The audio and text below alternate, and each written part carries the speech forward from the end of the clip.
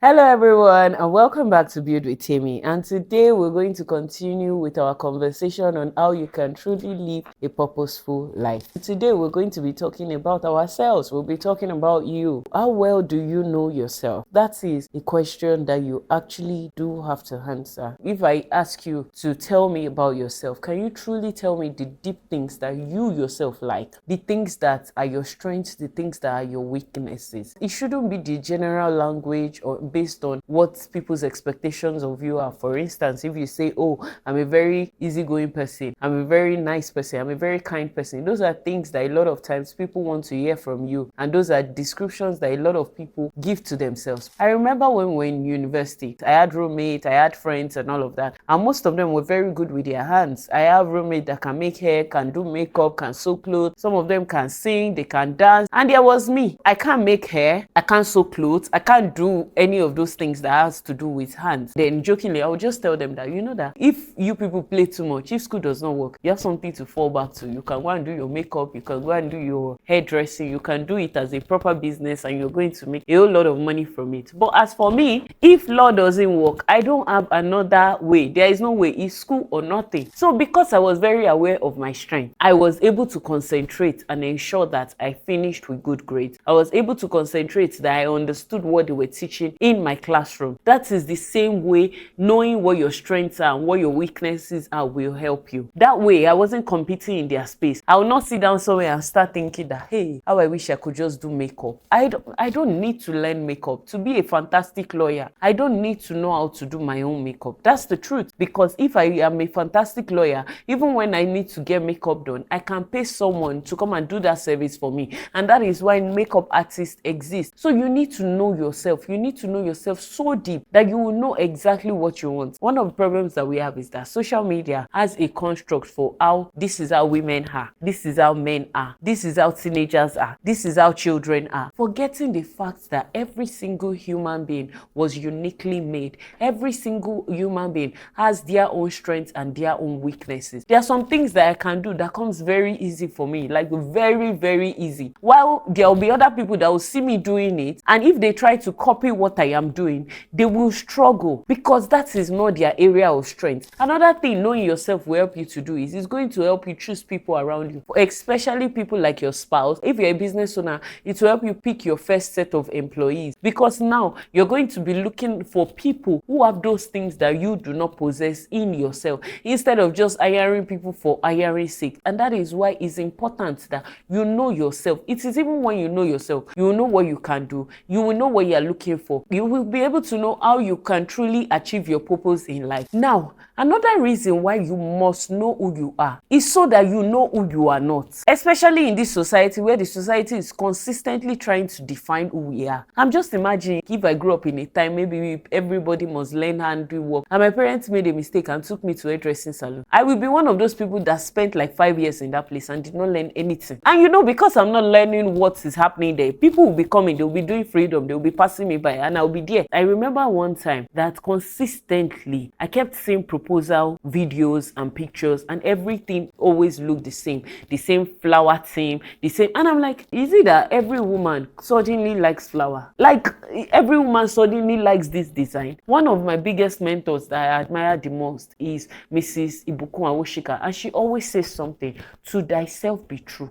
Every single time. You can lie to everybody. You can come out and say, oh, I'm a soft-spoken person, I'm a gentle person. But you know, the person you should never lie to is yourself. You cannot lie to God, and you cannot lie to yourself. If you lie to yourself, you are just deceiving yourself. So the earlier you learn who you are, the better for you. Now let's share practical steps on how you can know who you are. First of all, know God and find God. You cannot know yourself beyond the person that made you. There's no pathway to it except through God. And when you find God, you now start to ask God, who am I? Open my eyes to see who I truly am. This knowing yourself now doesn't mean that we excuse bad behaviors and all of that, but at least you're aware. You're not surprised. People are not telling you that you're always shouting. You're like, hey, it's a lie. Which day did I shout? Even your response gone. Anyway, there are some things people will tell me about myself that I can't be shocked. I cannot actually be shocked. My husband always say that you always defend your friends. Anytime you always, and it's true. I'm defender of the universe. If I like someone, I will defend them today. You can't say anything bad about them. I don't even want to hear it. That's who I am. I'm very, very aware. So the second way you can know who you are is to spend a lot of time with yourself. And when I say spend a lot of time with yourself, it doesn't mean that, oh, you're now sitting down somewhere, you spend the whole day alone, you press your phone the entire day, you watch Netflix. No, like maybe 1 hour in a day. No phone, nothing. Just you and your thoughts. And just use it to analyze your behavioral pattern. Use that time to meditate. Use that time to think about your life. Use that time to just ruminate on how your journey has been, who you have been. Maybe think about your life in primary school. Just think about it. Think about your life in secondary school. Those kind of memories that you have are going to give you pointers to, okay, I did this that time. Do I still have these attributes now?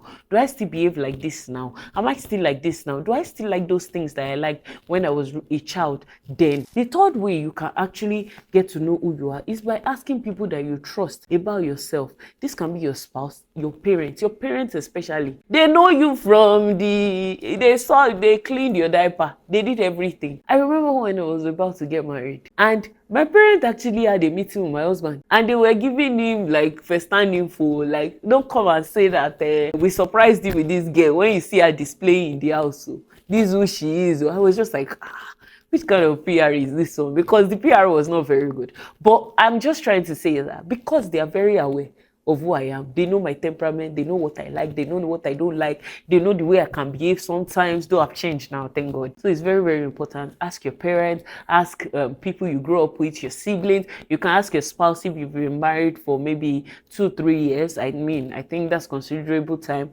for that person also to know you. These are people that you know that they won't just say bad things about you just because they want to bring you down or they want you to feel bad. And also another way is to actually study patterns of your behavior. So after every week, you think about what happened last week, like maybe on Saturday morning. Usually I try to do some reflection of my life every Saturday morning of the last week that went. So you can do that as well. You just sit down and think about, that fight I had with my colleague Dola at the office.